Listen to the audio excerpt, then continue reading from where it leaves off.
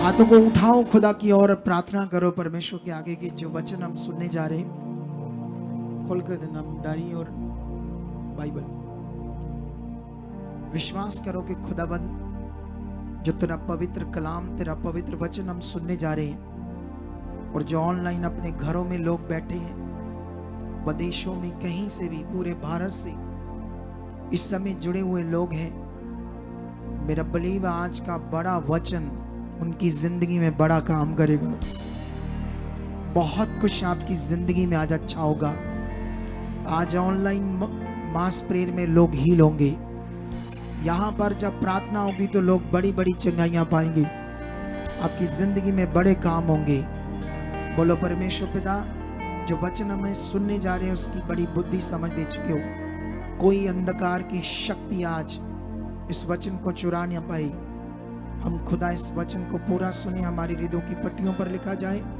ये वचन हमारे जीने का आधार है परमेश्वर, इस पर हम चलें, ऐसा हो चुका है यीशु के नाम से, आमीन। तो अभी हम स्टार्ट करेंगे नाउ जल्दी जल्दी परमेश्वर के वचन को, ताकि जो दूर से भी आए होंगे चाहत वाले लोग, वो सही समय अपने घरों में जा सकें। लेकिन ये तो रात आशीष की रात है ना, हालेलुया।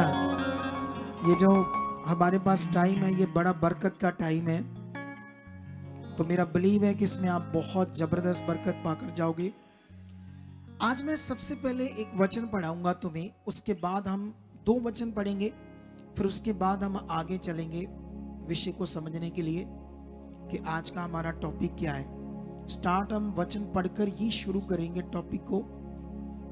व्यवस्था विवरण हिंदी में बोलते हैं इस बुक को, पुराना नियम। तो इसको पंजाबी में जो बुक पढ़ते हैं, बाइबल पढ़ते हैं, उसके लिए व्यवस्था सार, ठीक है।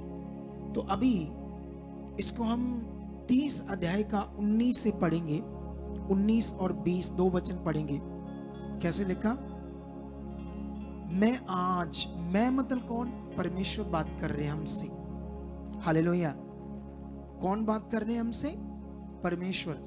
तो ये परमेश्वर बोल रहे मैं आज, तो मैं आज आकाश और पृथ्वी दोनों को तुम्हारे सामने इस बात की साक्षी बनाता हूं कि मैंने जीवन और मरण, आशीष और शाप को तुम्हारे आगे रखा है।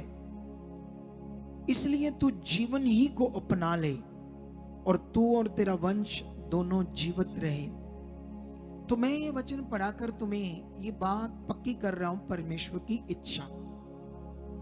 इस दुनिया में जो पृथ्वी पर ह्यूमन बीइंग है, उनको परमेश्वर की इच्छा के समझ नहीं है।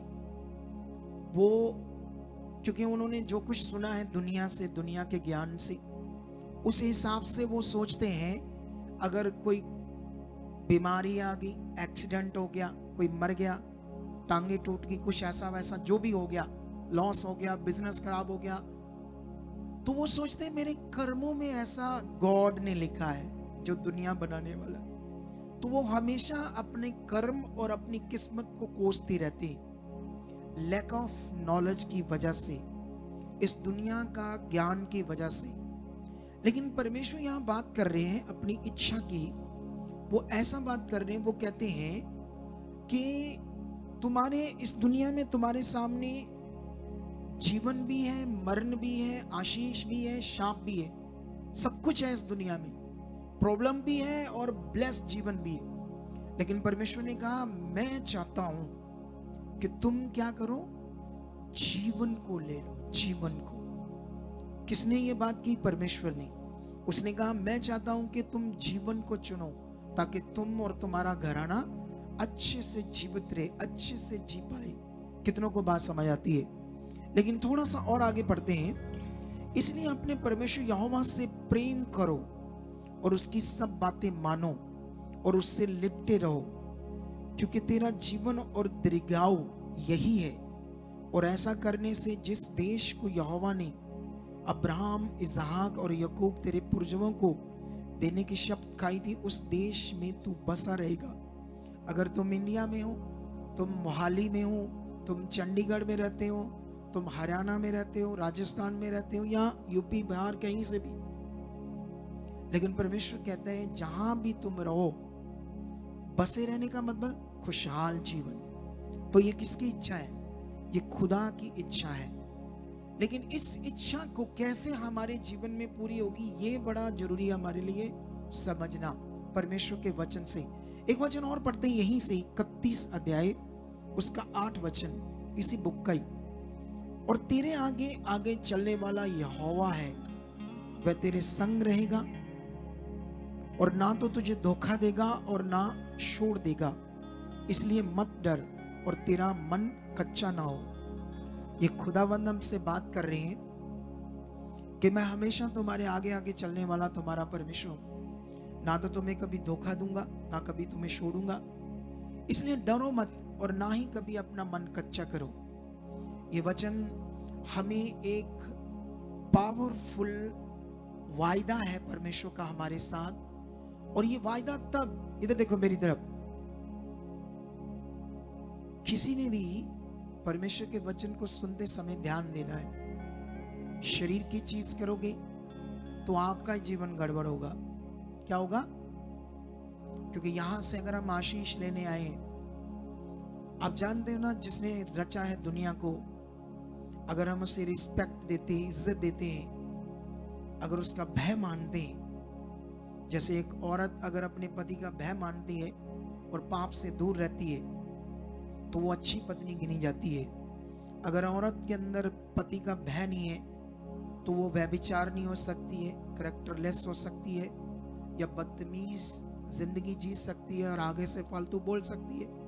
लेकिन वचन में लिखा है कि जो नारी है वो जो पति है उसके अधीन रहे। और पति को भी शिक्षा दी है परमेश्वर ने कि वो भी अपने समान उसे समझे, ऐसा नहीं उसको ऐसे दबाए, ऐसा भी नहीं, प्यार से सब बातें परमेश्वर ने बताई है। तो अगर यहां पर हम वचन सुन रहे हैं तो वचन सुनते सुनते शरारत हमारे दिमाग में है, तो आप जैसे परमेश्वर ने कहा ना, तुम्हारे सामने शाप भी है, श्राप भी है, जीवन भी है, मौत भी है, आशीष भी है, लेकिन चुनना किसको है, कैसे? यही तो बुद्धि चाहिए, यही तो ध्यान चाहिए कि कैसे मिलेगा। अगर वो कूले वाला भाई जिसका 20 लाख लग गया, कारें 3 बिक गई, 3 घर बिक गए, मौत जैसे हालात थे, सिलेंडर तक बिक गए, अगर वो बात पर ध्यान ना देता तो उसको कभी हीलिंग ना मिलती। क्योंकि यहां एक प्रोसेस है वचन का, परमेश्वर के राज्य का। अगर वो प्रोसेस तुम्हें समझ नहीं आया, तुम्हें समझ नहीं आया करना क्या है परमेश्वर के साथ, परमेश्वर में चलना कैसे है, इसीलिए बहुत सारे लोग यीशु मसीह में आकर बीमार हैं, परेशान हैं, क्योंकि उन्हें ये बात अच्छे से समझ नहीं करना क्या है। तो यही आज परमेश्वर का आत्मा तुम्हें मेरे द्वारा सिखाना चाहता है। क्योंकि अगर तुम सीख के पकड़ के, तो जब मैं आपके लिए प्रार्थना करूंगा यहां आज, तो वो प्रार्थना इतनी जबरदस्त तरीके से तुम्हारी जिंदगी में काम करेगी कि तुम्हारे रोग, तुम्हारी बीमारियां, वो दुष्ट आत्माएं सब तुम्हें छोड़कर जाएगी और तुम गवाही के साथ खड़े हो जाओगे। कितनों को बात समझ आती है?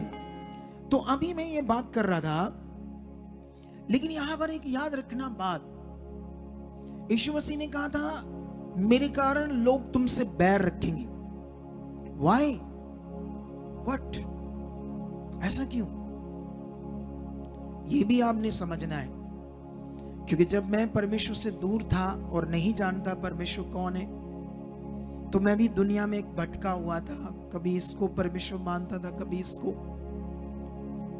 इवन के पेड़ों को भी, जानवरों को भी। कितनों को बात समझ आती है? जैसे सोचता ना इंसान कहीं से मेरा बड़ा जाए, मेरी प्रजा मेरे ज्ञान बिना नाश हो रही, ये परमेश्वर ने कहा है।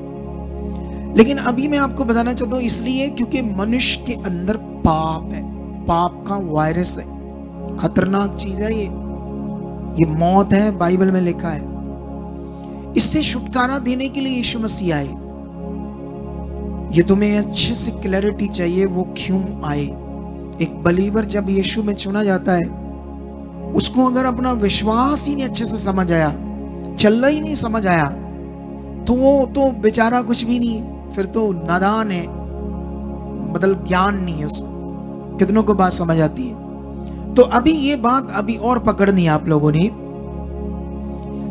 मैं आपको एक कहानी सुनाता हूं, एक छोटी सी, एक राजा की। एक देश का राजा था और उसके मंत्री वजीरों ने आकर बताया कि हमारे खजाने में से कोई चोरी करता है। कुछ कुछ, ज्यादा नहीं करता, कुछ कुछ चोरी हो रही है और काफी थोड़ा थोड़ा करके हमारा खजाने से धन घट गया है। तो राजा को बड़ा गुस्सा आया। उसने कहा, अगर तुम लोगों ने उस चोर को नहीं पकड़ा तो मैं तुम्हारा सर कलम कर दूंगा। अगर तुम पकड़ लोगे तो उसको कोड़े मार मार कर मारने की सजा तय कर दो। तय कर दी राजा ने। एक दिन वो ढूंढना शुरू करते हैं, ढूंढते ढूंढते पकड़ा जाता है चोर, और चोर को राजा के सामने लाते हैं। तो जानते चोर कौन होता है? राजा का खुद का बेटा। अब राजा जब ये देखता है और पछताता है, अब वो सोचता है ये तो मेरा बेटा चोर है। बहुत सारे चोर तो आज भी होते हैं अपने घरों में, होते हैं नहीं पाप की वजह से। बोलो, आप में से भी जब आप बच्चे थे तो अपने माता पिता के पैसे चोरी किए होंगे कईयों ने, बट वैसे भी औरतें भी कभी कभी चोरी करती है अपने पति के पैसे। इसे बोलते हैं पाप का जीवन। तो जब वो पकड़ा गया तो अब वो सजा सुना चुका था, तो उसने बड़े दुख से कहा, ठीक है, ऐसे कोड़े मारो। जब 10-20 कोड़े पड़ते हैं तो उसको बॉडी में इतनी पीड़ा होती है, लहू निकलना शुरू होता है, राजा रोने लगता है और वो बेटा चीख रहा होता है। फिर और जब कोड़े मार रहे होते तो भाग कर जाकर उसको वो जफ्फी में ले लेता है। गलवक कैसे बोलते हैं इसको हिंदी में? गलवकड़ी है ना, क्योंकि मैं पंजाबी बंदा हूं तो हिंदी मैंने सीखी है। आपको बात समझ आती है कि नहीं समझ आती है? तो कभी कभी कुछ शब्द मुझे हिंदी के नहीं आते, तो अभी ध्यान दो। तो गले लगना नहीं, उसको पंजाबी में जफ्फी कहते हैं, या पूरी तरह से चिपकना, ठीक है। तो फिर वो उसने कहा, आप अपनी सजा को पूरी करो। बहुत कोड़े पड़ते। लास्ट में इतना बुरा हाल हो जाता है राजे का, उसके प्राण छूटने का टाइम आ जाता है। लेकिन वो राजा है तो इसलिए वो तो कानून को मान रहे थे उसके लोग, लेकिन वो मरता मरता अपना मुकुट उतार कर उसके सिर पर रखकर घोषित करता है कि मैं अब अपने प्राण छोड़ रहा हूं, लेकिन ये आज के बाद यहां का क्या होगा? राजा होगा।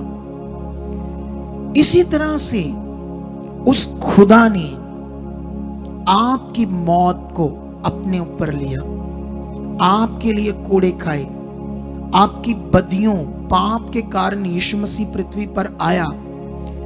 दुनिया को यह नॉलेज नहीं है कि उसने कैसा प्रेम किया। यीशु मसीह का आने का मतलब कोई धर्म बदलना या जात पात का कोई विषय नहीं। बाइबल किसी धर्म या जात पात की बात करती नहीं, ये इंसानियत की बात करती है, ये जीवन और प्रेम की बात करती है पवित्र शास्त्र। तो खुदा ने वो हमसे प्यार किया है जो बयान से परे, जो हमारी सोचे तो उससे भी बहुत ऊपर का प्रेम उसने हमसे किया है। सच्ची हमारी मौत को अपने ऊपर लिया। वचन में लिखा, यीशु ने तुम्हारी बीमारियों के लिए कोड़े खाए। अगर नहीं खाए होते तो ये विश्वास करने से कैसे बीमारियां जाती? अभी तो आज जब मैं प्रार्थना करूंगा यहां पर लोग बताएंगे आज मैं हील हो गया हूं। लेकिन जो फोकस बनाकर सुन रहे, जो ध्यान दे रहे, जो मन फिरा रहे, जो इन बातों को समझ रहे, जो इन बातों को पकड़ रहे हैं, वो लोग आज जब मैं प्रार्थना करूंगा तो वो लोग चंगे हो जाएंगे। क्यों होंगे? क्योंकि उसने तुम्हारी मौत को अपने ऊपर लिया, तुम्हारी बदियों को, तुम्हारे पाप को, तुम्हारी सजा को अपने ऊपर लिया, तुम्हारी बीमारियों को भी अपने ऊपर लिया। ये उसका प्रेम है उसी राजा की तरह, क्योंकि हम उसकी संतान हैं, हम उसके बच्चे हैं, लेकिन पृथ्वी पर भटके हुए हैं। ये क्लेश, ये झगड़े रोड्स पर तुम्हें नजर आएंगे, लोगों में पड़ोसियों में नजर आएंगे, एक दूसरे से ईर्खा, नफरत, ये सब पाप का जीवन है। ये मनुष्य इसके बारे जानते नहीं है। दुनिया में लोग सब कुछ इकट्ठा करने के लिए धोखाधड़ी, तुम दुनिया में जाओ, जितनी भी खाने पीने की चीजें सब मिलावटी है। ये रियल जूस जो पीते हैं, जो डिब्बे वाले, पैकेट वाले, जिसको रियल करके बेचते हैं, वो जहर है, वो मिलावटी है। दही दूध नकली बन रहा है। कितनों को बात समझ आती है? ये गुलाम है लोग, गुलाम किसके? पाप के। उनकी बुद्धि से सब कुछ बाहर है। मनुष्य भूल गया कि मैंने मर जाना है, भूल गया कि मेरे साथ कुछ नहीं जाना है, लेकिन एक दूसरे को खत्म करने पर तुले हुए लोग। यही पाप का जीवन है और ये मौत है मनुष्यों के लिए। इसी मौत से यीशु मसीह ने हमें निकालने के लिए वो क्रॉस पर चढ़ा था।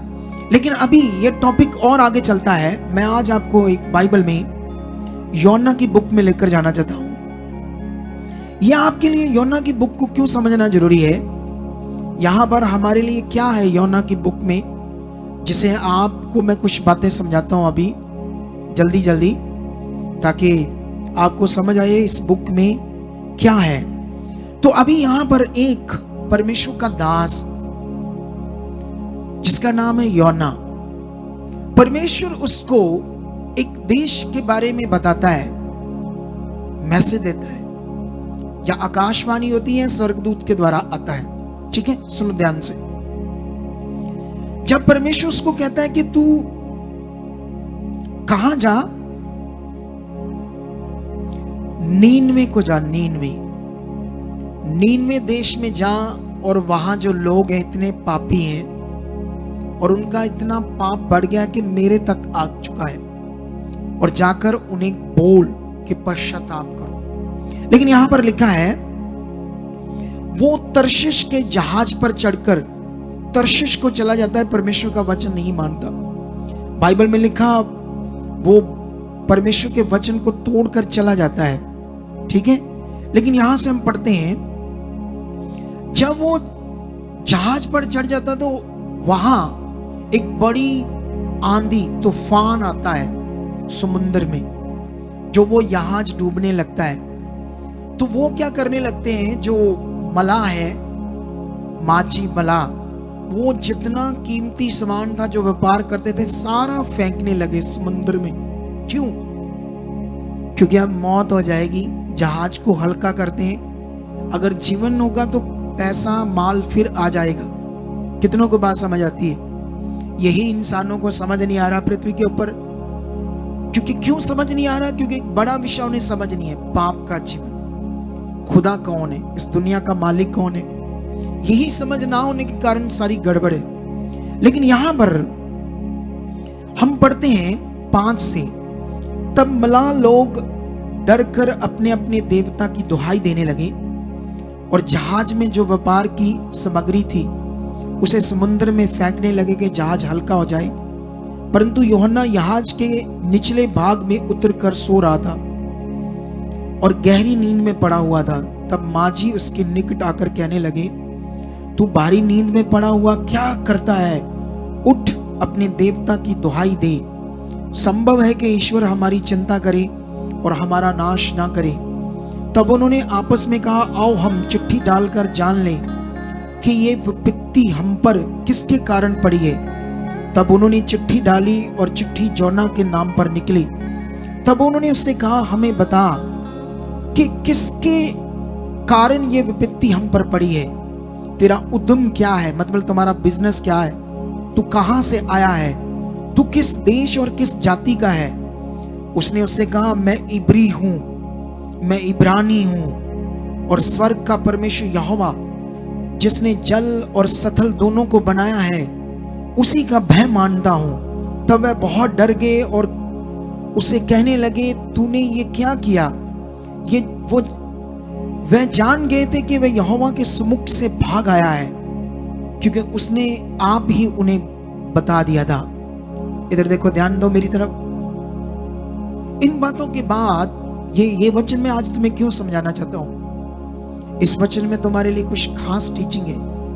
जो आज तुम्हारी जिंदगी में काम करेगी। क्यों? जो यहोवा ने कहा इसने नहीं माना। इसका कारण था इसकी अपनी बुद्धि, अपनी खराब सोच। वो हमारे पास भी होती है।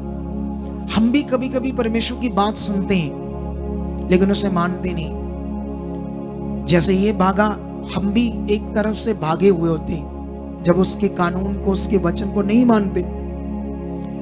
यही समझ ना आने की वजह से कुछ लोग, जो परमेश्वर ने सब कुछ अच्छा रखा है, उसकी इच्छा जो हमारे लिए बहुत ज्यादा बली है। अगर यिर्मयाह आप पढ़ोगे 29:11, तो वहां पर ऐसे वचन लिखा है, परमेश्वर की कल्पनाएं जो तुम्हारे लिए वो करता है, वो नाश की नहीं, हानि की नहीं, कुशल की है। वो हमेशा, उसने आसमान, सूरज, तारे, खाने पीने की चीजें, पहाड़, समुद्र, नदियां क्यों बनाया है? क्या मनुष्य से उसको कोई बैर है? नहीं, कोई बैर नहीं। एक्चुअली लोगों को उसके बारे में पता नहीं, उसकी इच्छा के बारे में नहीं पता। क्यों? क्योंकि वो इनविजिबल गॉड है, उसे कोई देख नहीं सकता। तो जब उसे देख ही नहीं सकता तो उसको समझ कैसे सकता है? उसके मन की बात कैसे समझ सकता है? तो ये समझ पाओगे अगर आप जुड़ोगे परमेश्वर के साथ। अगर आप रेगुलर इस मिनिस्ट्री की टीचिंग को सुनोगे तो आप जबरदस्त आगे बढ़ोगे यीशु मसीह की। कितनों को बात समझ आती है? लेकिन अभी हम कंप्लीट करते हैं बात को और आगे बढ़ते हैं। उसके बाद क्या होता है, वो उनको कहता है कि तुम लोग मुझे क्या करो। वो डर जाते हैं यहोवा से। वो कहता है मुझे समुद्र में फेंक दो, क्योंकि ये मैंने गुनाह किया, पाप किया है, और इसलिए ये तूफान आया है, आंधी आई है और हम सब मरने वाले, तो समुद्र शांत हो जाएगा। लेकिन वो डर रहे थे। वो यहोवा के आगे प्रार्थना कर रहे थे कि यहोवा, ये जो तुम्हारा बंदा है, हम तुमसे विनती प्रार्थना करते हैं, इसके जो अब ये मरेगा समुद्र में, तो इसका दोष हमारे ऊपर ना आए। लेकिन बाइबल में लिखा, जैसे उसको वो फेंकते हैं तो समुद्र शांत हो जाता है। और यहोवा एक बड़े मश को, एक बड़ी मछली को, कैसे लिखा है 17 में लिखा, यहोवा ने एक बड़ा सा मश ठहराया था कि योना को निगल ले, और योना उस महामश के पेट में 3 दिन और 3 रात पड़ा रहा। आप जानते हो समुद्र में या पानी में कितने मिनट हम रह सकते हैं? बोलो, 5 मिनट ज्यादा से ज्यादा, जिसका हार्ट और लंग्स अच्छे हैं। ज्यादा से ज्यादा 7 मिनट, जिसका हार्ट और लंग्स अच्छे हैं। बाइबल में लिखा, ये मछली के पेट में 3 दिन 3 रातें रहा। किसकी शक्ति से? किसकी सामर्थ्य से? कितनों को बात समझ आती? अब बाइबल के अंदर लिखा, जब वो उसके अंदर रहा, तो अब वो प्रार्थना करना शुरू करता है जब तक जिंदा है। अब पश्चाताप कर रहा है कि मुझे माफ कर परमेश्वर।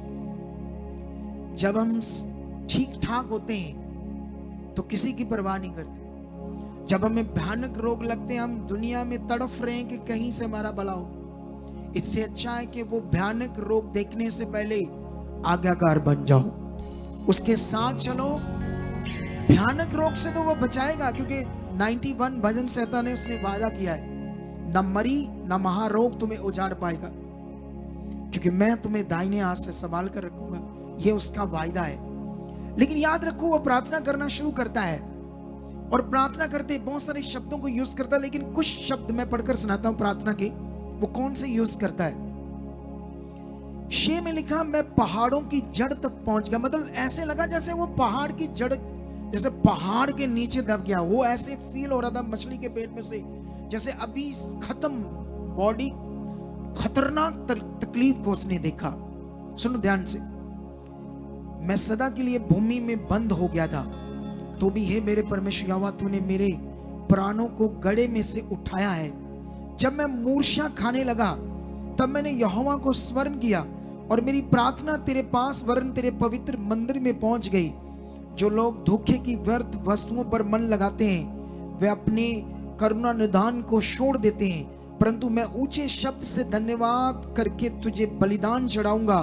जो मन्नत मैंने मानी उसको पूरी करूंगा, उद्धार यहोवा से ही है।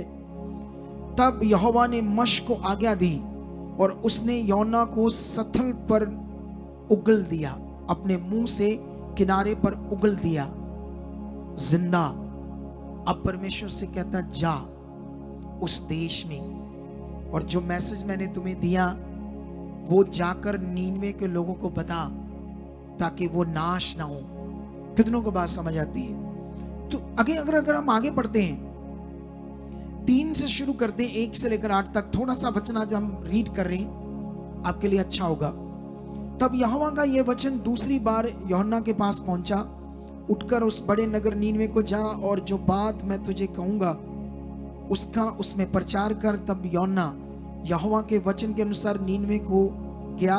नीनवे के एक बहुत बड़ा नगर था, वह 3 दिन की यात्रा पर था। यूहन्ना ने नगर में प्रवेश करते 1 दिन की यात्रा पूरी की और ये प्रचार करता गया, अब से 40 दिन के बीतने पर नीनवे उलट दिया जाएगा, खत्म हो जाएगा। तब नीनवे के मनुष्यों ने परमेश्वर के वचन की प्रीति की, विश्वास किया और उपवास का प्रचार किया गया, और बड़े से लेकर छोटे तक सबों ने टाट ओढ़ा। तब ये समाचार नीनवे के राजा के कान में पहुंचा और उसने सिंहासन पर से उठ अपने राजकीय वस्त्र उतार कर टाट ओढ़ लिए और राख पर बैठ गया। राजा ने प्रधानों से सम्मति लेकर नीनवे में इस आज्ञा का ढंढोरा पिटवाया, क्या मनुष्य, क्या बैल, गाय, भेड़, बकरी, अन्य पशु कोई भी कुछ ना खाए और वह ना खाएं और ना पिए, पर मनुष्य और पशु दोनों टाट ओढ़े और वह परमेश्वर की दुहाई चला चला कर दे और अपने कुमार्ग से फिरे और उस उपद्रव से जो वह करते हैं पश्चाताप करें। हालेलुया। यह वचन आपको पढ़ने के बाद समझ आ गया होगा कि नीनवे की दशा क्या है, नीनवे में ऐसा क्या हो रहा है। नीनवे के लोगों को यह समझ आ गया कि यहोवा जो दुनिया का करता है उसका मैसेज है, अगर तुमने पश्चाताप नहीं किया तो ये देश खत्म हो जाएगा, नष्ट हो जाएगा। अब यहां जो पिक्चर है वो समझनी बड़ी जरूरी है, वचन की असलियत समझनी बड़ी जरूरी है, क्योंकि पढ़ोगे तो ये बात ऐसे लिखने में है कि यहोवा करेगा। अगर तुमने पश्चाताप नहीं किया तो खुदा ने कहा मैं तुम्हें नष्ट करूंगा, ऐसा करके लिखा है। लेकिन बाइबल में लिखा जब ये पश्चाताप करते हैं तो परमेश्वर अपनी इच्छा बदल देता है। आपने देखा कितना बड़ा, सब भूखे जानवर सब टाट ओढ़ लेते हैं, राजा भी अपने शाही वस्त्र उतार देता है, राख में बैठ जाता है और रात दिन भूखे रहकर पश्चाताप कर रहे और अपना मन फिरा रहे अपने पापों से, अपनी बुराइयों से, और परमेश्वर उनको नष्ट करने की इच्छा बदल देता है, ऐसा लिखा है। लेकिन अगर हम एक वचन और पढ़ते हैं यहां पर पुराने नियम में, निर्गमन में, तो निर्गमन की पुस्तक में एक वचन है आपके लिए, चैप्टर 10 में, ठीक है। तो मैं जल्दी जल्दी इस वचन को भी आपको पढ़ाना चाहता हूं। 10 का 16 में लिखा, तब फिरौन तुरंत मूसा और हारून को बुलवाकर कहा, मैंने तो तुम्हारे परमेश्वर यहोवा और तुम्हारा भी अपराध किया है, मैंने गुनाह किया है, इसलिए केवल अब की बार मेरा अपराध क्षमा करो और अपने परमेश्वर यहोवा से विनती करो कि वह मेरे ऊपर से इस मृत्यु को दूर करे। तब मूसा ने फिरौन के पास से निकलकर यहोवा से विनती की। तब यहोवा ने बहुत प्रचंड पश्चिमी हवा बहाकर टिड्डियां को उड़ा कर लाल समुद्र में डाल दिया और मिस्र की किसी भी स्थान में टिड्डी ना रह गई, जो टिड्डियां पूरे देश को उजाड़ रही थी। तो भी यहोवा ने फिरौन के मन को कठोर कर दिया, जिससे उसने इस्राएलियों को जाने ना दिया। इस वचन को ध्यान दो। एक तरफ नीनवे के लोग हैं, जब उन्होंने एक ही बार पश्चाताप किया तो परमेश्वर ने उन्हें नष्ट करने से अपना मन बदल दिया। एक तरफ मिस्र के लोग हैं और मिस्र के लोगों ने, पढ़ोगे रचना, इतने गुनाहगार थे वो, इतने पापी थे वो लोग, मिस्री इनसे भी ज्यादा खतरनाक पाप कर रहे थे। लेकिन याद रखना, उन्होंने जब परमेश्वर के लोगों को गुलाम बना लिया तो मूसा वहां परमेश्वर का नबी जाकर बड़े बड़े पावर के काम दिखा रहा था। कभी उनका पूरा खून, नदियां लहू बन रही थी, कभी उन पर आग के गोले ऊपर से आसमान से गिरते थे, पूरा देश नष्ट होता था, कभी टिड्डियां, कभी मेंढक, कभी आग। तो हर बार वो डर जाता था राजा और गिड़गिड़ाकर माफी मांगता था, गुनाह में पश्चाताप करता था। लेकिन इतनी बार करने के बावजूद भी परमेश्वर ने उसे क्षमा क्यों नहीं किया? इन्होंने तो एक बार किया तो इन्हें क्षमा कर दिया, और उन्होंने इतनी बार क्षमा मांगी फिरौन ने, लेकिन वहां नहीं किया। यही समझना पड़ेगा रचना को। यही मिस्टेक्स आज क्रिश्चियनिटी के अंदर जाकर गड़बड़ हो रही है। कोई बंधनों को तोड़ रहा है ये सोचकर कि मुझे तोड़ने पड़ेंगे। बाइबल में लिखा, जो काम खुदा ने किया और जो काम आपको दिया, जो खुदा का काम उसने करना है, जो हमारा हमने करना है, इसे बोलते हैं एक गुड अंडरस्टैंडिंग। इसे बोलते हैं मेरी प्रजा मेरे ज्ञान बिना नाश हो रही। जब ज्ञान समझ नहीं है तो फिर गड़बड़ जीवन। जब ज्ञान समझ आया तो बेस्ट पावरफुल जीवन होगा आपका। कितनों को बात समझ आती है? तो यहां पर मैं जो बात समझा रहा हूं, क्या ये जो समुद्र में तूफान आया योना को खत्म करने के लिए, खुदा का था, नेचुरल था, या शैतान से था? अच्छा, एक और चीज, जब यीशु मसीह अपने चेलों के साथ नाव में बैठकर जा रहा था समुद्र में, नदी में, तो तब भी एक तूफान आया था। तो तब यीशु भी सो रहा था और चेले गिड़गिड़ा, मतलब उस तूफान में सारे एफर्ट्स लगा रहे थे कि बचें, क्योंकि वो भी माझी थे, मशवारे थे, उन्हें तैरना भी आता था और जहाज को किस दिशा में अब तूफान है तो चलाना है ये भी नॉलेज थी। लेकिन सारी नॉलेज फेल होगी, तब डूबने लगी नाव। तब यीशु को उठाया और रोकर, प्रभु उठ उठ, हम मरने वाले, ये देख हमारी जो पानी है, तूफान है, दोबारा हमारी नाव को, हम गहरे में डूब जाएंगे। और यीशु उठकर तूफान को डांटता है, कहता रुक जाओ। तूफान को बोलता है थम जाओ, और बाइबल में लिखा वो तूफान रुक जाता है और चेले ये बात देखकर हैरान हो जाते हैं। अब ये गड़बड़, ये तूफान किससे आया था उस समय? क्या यीशु खुद दे रहा था तूफान? अब हमारे लोग परीक्षाओं की बातें बड़ी करते हैं, परीक्षा हो रही है, तेरी परीक्षा हो रही है, परीक्षा हो रही है।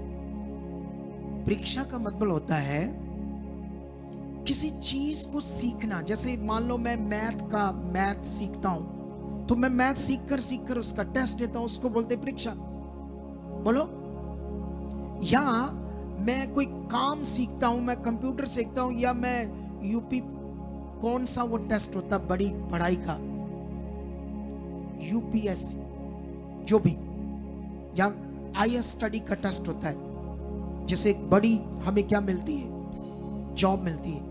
टेस्ट का मतलब चेक करना कि इस काम, ये इसको काम आता है, इसके काबिल है ये, उसको बोलते टेस्ट। लेकिन क्या परमेश्वर हमें बीमारियां, रोग, मुश्किल बीमारियां ये देकर, ऐसी चीजें देकर हमारा क्या हमें परीक्षा लेना चाहता है? ऐसी कोई चीज नहीं वो करता। कितनों को बात समझ आती है? अगर हम अपने बच्चों से रोज झगड़ा करेंगे, उन्हें मारेंगे, पीटेंगे, तो एक दिन उनके बीच में हमारा रिश्ता ही खत्म हो जाएगा। ठीक है, हमें समझाना है, ठीक है, हमें ताड़ना देनी है, लेकिन अगर परमेश्वर ने उन लोगों को नष्ट किया, मिस्र के लोगों को, क्योंकि वो पापी थे, तो ये भी तो पापी थे, इनको भी नष्ट करना चाहिए था। कितनों को बात समझ आती है? लेकिन मैं एक वचन से तुम्हें समझाता हूं जो यूहन्ना ने कहा, यहां पर 4:1 से पढ़ते हैं। ये बात जब परमेश्वर ने उन्हें अपनी इच्छा बदल दी, 4:1 में लिखा, ये बात यूहन्ना को बहुत ही बुरी लगी और उसका क्रोध भड़का, और उसने यहोवा से ये कहकर प्रार्थना की, हे यहोवा, जब मैं अपने देश में था तब क्या मैं यही बात ना कहता था?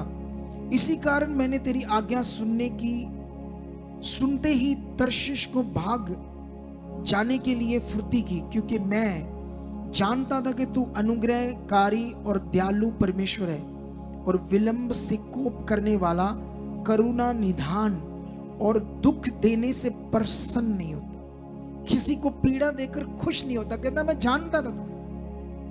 जानता था कि तू उन्हें क्षमा कर देगा, लेकिन अगर मैं लोगों के बीच में जाकर बोलूंगा और वो बाद में जब तुम पर कोई विपत्ति नहीं लाएगा, तो वो शायद सोचेंगे मैं झूठ मूठ यहाँ आया हूं, अभी भी कई लोगों को कुछ बातें आत्मिक समझाओ तो उन्हें झूठ मूठ लगता है। उन्हें हम बताते हैं कि बाइबल की बहुत सारी भविष्यवाणियां पूरी हो चुकी है और अभी जो भविष्यवाणियां पूरी होने वाली है, मन फिराओ ताकि अनंत मौत से बचाओ। और लोगों को वो बातें समझ नहीं आती, वो अपनी चीजें करते हैं, वो अपनी मर्जी, अपना वो शारीरिक जीवन, मौज मस्ती का जीवन, वो गलत जीवन जीने में व्यस्त है, उनको वो अच्छा लगता है। हमें भी एक दिन अच्छा लगता था, हम भी संसार में थे जब हमारी बुद्धि बंद थी। अब हमारी बुद्धि खुल चुकी है।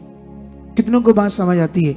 मुझे ये बात आपको क्यों समझानी है? अगर आप और पढ़ोगे तो यहाँ पर वो बड़ा गुस्सा करता है, शहर के बाहर पहले बैठ जाता है, देश के बाहर एक छप्पर सा डालकर, और सोचता है अभी देश नष्ट होगा या नहीं होगा, देखता रहता। जब नहीं नष्ट होता है तो वो बड़ा गुस्सा करता है, प्रार्थना करता है, परमेश्वर कहता है इससे अच्छा मैं मर जाऊं। उल्टा हो जाता है अपनी बुद्धि में। तब परमेश्वर उसी रात एक रेड़ का पेड़ उगाता है जहां उसे धूप लग रही थी। वहां जब धूप निकलती है तो वो मूर्छ जैसे हो रहा था, जैसे बोलता मरने वाले हालात जैसे। एक पेड़ निकलता है और वो उस पर छांव करता है, बड़ा खुश होता है, रातों रात इतना बड़ा हो जाता है परमेश्वर की सामर्थ से। एक कीड़ा जाता है, उस पेड़ को काट देता है, वो सूख जाता है। उसके बाद फिर वो गुस्सा करता है, फिर परमेश्वर से बातें करता है। जानते क्या बातें करता है? समझाता हूं यहां से पढ़कर 4:10 में लिखा, तब यहोवा ने कहा जिस रेड़ के पेड़ के लिए तूने ना तो परिश्रम किया, क्योंकि मैंने उसे उगाया, मैंने उसको बढ़ाया, और एक ही रात में हुआ और एक ही रात में नष्ट भी हुआ, और उस पर तुमने तरस खाया। मतलब उस पेड़ को जब वो सड़ गया तो उसको क्या हुआ? तरस आया। परमेश्वर से बात कर रहा है। फिर ये बड़ा नगर नीनवे, जिसमें 1,20,000 से अधिक मनुष्य है, जो अपने दाहिने बाएं हाथों का भेद नहीं पहचानते, और बहुत से घरेलू पशु भी उसमें रहते हैं, तो क्या मैं उस पर तरस ना खाऊं? खुदा महान है, वो प्रेम करता है। बाइबल में लिखा, जब हम पापी थे तब परमेश्वर ने अपने प्रेम की भलाई को क्रूस के द्वारा प्रकट किया कि मैं तुमसे कितना प्रेम करता हूं। आज अगर तुम उसके प्रेम को समझोगे, अगर आज तुम ये समझोगे सही फेथ क्या, अगर तुम उसे क्रूर समझते हो, परमेश्वर को क्रूर, बड़ी सजा देता, बहुत खतरनाक है वो, तो फिर तुम उस पर विश्वास ही सही नहीं करते हो। कितनों को बात समझ? ना वो तुम्हारी कोई परीक्षा लेता है, ना तुम्हारे साथ कोई उसका बुरा मन है। जितनी प्रॉब्लम्स का कारण है वो है हमारा रॉन्ग जीवन, उसके इच्छा से बाहर जीवन। जितना उसकी इच्छा से बाहर मनुष्य पृथ्वी पर जी रहे हैं, और दुखों और बीमारियों में क्यों लोग आते हैं तो इतनी बड़ी बड़ी गवाहियां बनती हैं, क्यों इतने बड़े बड़े मिरेकल देखते हैं। तो इस वचन से मैं तुम्हें समझाना चाहता था, परमेश्वर की इच्छा कभी कभी हम वचनों से नहीं समझ पाते, क्योंकि लिखित जो है वो फिगरेटिवली है। क्योंकि पुराने नियम में मैंने तुम्हें पहले भी समझाया था, शैतान की बात 3-4 बार आपको आएगी, वो भी इनडायरेक्ट सी, 5,000 सालों के रिकॉर्ड में। लेकिन नया नियम 50 सालों का रिकॉर्ड है, उसमें 150 बार शैतान के बारे में पूरा खुल्लम खुल्ला बताया है। सोच कर देखो, पुराने नियम में कुछ ऐसी चीज ज्यादा बताई नहीं परमेश्वर ने शैतान के बारे में, कितने खतरनाक तरीके से वो काम कर रहा था। इसीलिए बाइबल में लिखा, पाप की मजदूरी क्या है? मौत है। जब तुम आग में हाथ डालोगे तो वो जलेगा, जब तुम खट्टा खाओगे तो तुम्हारा गला खराब होगा, जब तुम जहर पियोगे तो तुम मरोगे। कितनों को बात समझ आती है? जब तुम गलत जियोगे और गलत फेथ करोगे और रॉन्ग जिंदगी को जियोगे तो उसका मतलब अंत, उसका मतलब बीमारियां, उसका मतलब दुख, उसका मतलब प्रॉब्लम्स। कितनों को बात समझ आती है? जिसने ये दुनिया रची इसलिए नहीं बनाई कि इंसानों को रगड़ रगड़ कर मारे, या इंसानों के साथ खतरनाक कुछ गंदी चीजें, बुरी चीजें वो करे। दुनिया ज्ञान के बिना नाश हो रही है। तुम ज्ञान के पास आ चुके हो, लेकिन अब तुम्हें ज्ञान पकड़ना है। अगर तुमने ज्ञान पकड़ा तो तुम जबरदस्त आज गवाही के साथ खड़े होंगे। अब सवाल ये है, आपने करना क्या यहाँ पर? कैसे आपकी जिंदगी में आज काम होगा, ये मैं आपको बताऊंगा। यीशु मसीह ने पृथ्वी पर आकर सारे काम कर दिए, और तुम्हें अब पवित्र आत्मा का प्रबंध समझना। इस समय पवित्र आत्मा हर मनुष्य के लिए, पवित्र आत्मा को बार बार इनवाइट नहीं करते, एक ही बार वो मिल जाता है। यीशु मसीह को प्रभु ग्रहण करने के बाद वो आपके अंदर ही होता है। अब उसके साथ प्रैक्टिकल करना होता है। ये बात लोगों को नॉलेज नहीं है। और जो नॉलेज नहीं है वो पवित्र आत्मा को मांगते रहते, तो उनकी जिंदगी में फिर हालात रहते हैं, क्योंकि उनको पवित्र आत्मा के प्रबंध की नॉलेज नहीं है। अगर पवित्र आत्मा के प्रबंध में जो आपके अंदर है, कैसे वो काम करेगा, कैसे आपको वो बदलेगा, नया जीवन आपका बनाएगा, पाप रहित और जबरदस्त स्पिरिचुअल जीवन आपका कैसे बनेगा, अगर आपको ये नॉलेज नहीं है, सुनो ध्यान से, तो मैं आपको एक चीज समझाना चाहता हूं। जैसे मान लो, आप जानते हो, जैसे मैं कभी भी मैंने फेशियल नहीं कराया, जैसे लड़के भी कराते हैं, क्योंकि प्रोग्राम होता है तो बड़ी चिकनी चिकनी हो जाती है ये चेहरा, लेकिन जो कराती है ना लेडीज या भाई लोग कराते होंगे, जब नहीं कराते तो मुरझा आता, ऐसा मुंह सा होता है उनका। देखना कभी, एक बहन बड़ी सुंदर आती थी हमारी कलीसिया में, मैं देखता था उसको, मतलब आत्मिक देखता था, बड़ी सुंदर। एक दिन मैं तब नया था प्रभु में, और एक दिन अचानक मुझे उस एरिया में जाना पड़ा, तो सुबह का टाइम मैं घर में गया, मैंने उससे पूछा, मैं वो बहन जी घर में है? तो वो खुद ही थी, क्योंकि वो नहीं था, अब मेकअप नहीं था, वो फेशियल नहीं था, इतना मुरझा हुआ चेहरा, मैं हैरान हो गया। इसे बोलते हैं आर्टिफिशियल सुंदरता, एक खुदा ने दी है सुंदरता, कैसे ये बढ़ सकती है? एक परमेश्वर ने तुम्हें आत्मा दिया है खूबसूरत जीवन के लिए, एक मटीरियलिस्ट चीजें हमारे लोग जो देते हैं उनसे काम हो जाएंगे, लेकिन एक दिन उनका साइड इफेक्ट वैसे पड़ेगा जैसे वो मुरझा हुआ चेहरा। कितनों को बात समझ आती है?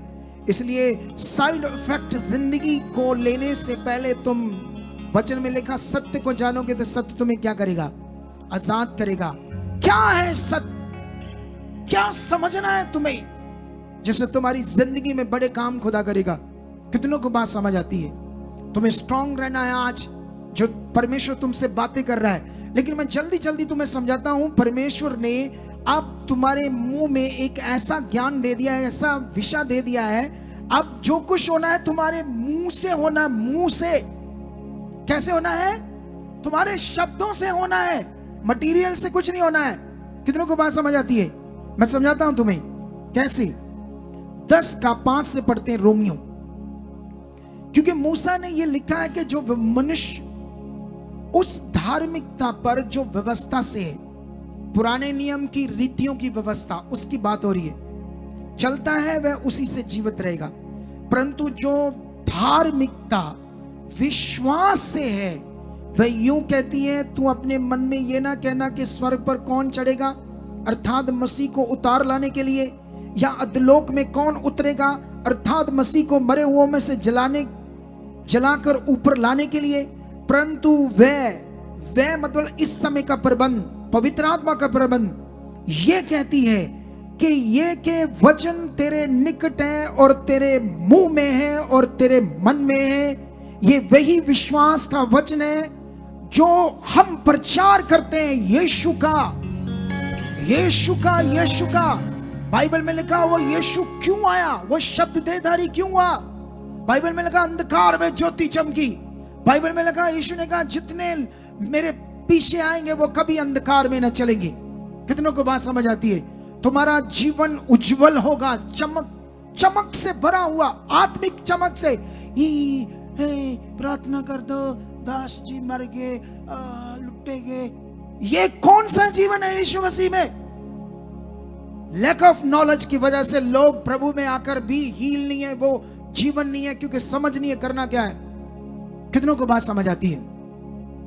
लेकिन अभी देखोगे, लिखा, यदि तू अपने मुंह से यीशु को प्रभु जानकर अंगीकार करे और अपने मन से विश्वास करे कि परमेश्वर ने उसे मरे हुए से जलाया, तो तू निश्चय उद्धार पाएगा।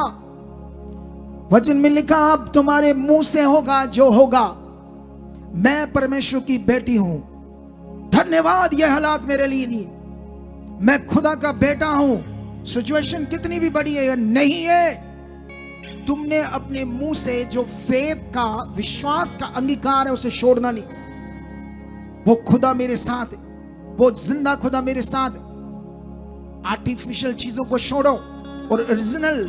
अगर आप सैलेड्स खाओगे, फ्रूट्स खाओगे, हेल्दी खाना, डोसा, पिज्जा, बर्गर, ये जो भी ये खराब खाना है, इसे छोड़ दोगे, ये मठियाइयाँ, ये क्या बोलते हैं उसको, समोसे, ये पकौड़े, ऐसी चीजें, और पंजाबी ये हमारे इंडिया के भर भर गिलास चाय के पी जाते, अपना अंदर जला देते हैं, सड़ जाता है। ये चीजें बीमारी का घर है। आप अच्छा खाना खाओ, वॉक करो, एक्सरसाइज करो, काम करो, प्रभु के साथ जियो, ये चमक पूरी आ जाएगी चेहरे के ऊपर। कितनों को बात समझ आती है? उसके साथ जिंदगी जियो, इस चेहरे पर चमक आ जाएगी। कितनों को बात समझ आती है? आती है नहीं आती है? लेकिन ये आज तुम्हारी जिंदगी में बड़ा फल आने वाला है। जब मेरे मुंह से प्रार्थना के शब्द तुम्हारे लिए आज निकलेंगे तो तुमने उसे पकड़कर अंगीकार करना, यस ये हो चुका है। आज जो बीमार आए हैं वो गवाही के साथ खड़े होंगे। लेकिन इससे पहले कि मैं आपके लिए प्रार्थना करूं, वो एक बहन की गवाही लाओ जो अकाउंट में पैसे आए, जल्दी।